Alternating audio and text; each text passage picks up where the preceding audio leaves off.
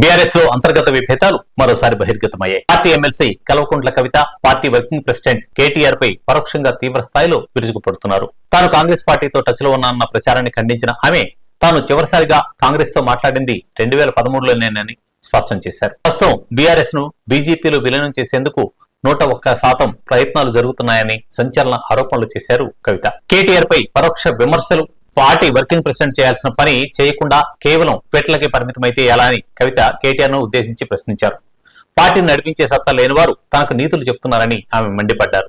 తాను లేఖ ఎందుకు రాశానని అంటున్నారని, గతంలో 100 లేఖలు రాశానని, వాటిని కేసీఆర్ చదివాక ప్రతిసారి చించివేసేవారని గుర్తు చేసుకున్నారు.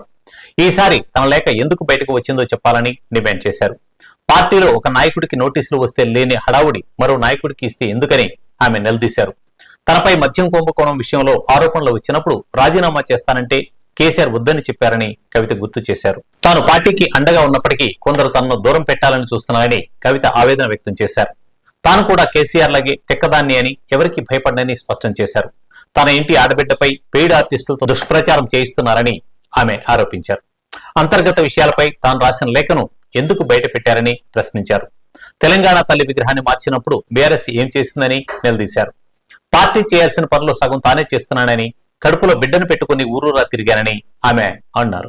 పార్టీ ఫోరంలో మాట్లాడమని అంటున్నారని, ఫోరం లోపల ఏముందని అందుకే బయట మాట్లాడుతున్నానని కవిత తెలిపారు.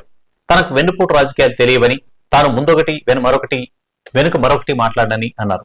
వరంగల్ మీటింగ్ విజయవంతమైన చెప్పుకునే వారిని చూసి జనం నవ్వుతున్నారని ఆమె ఎద్దేవా చేశారు.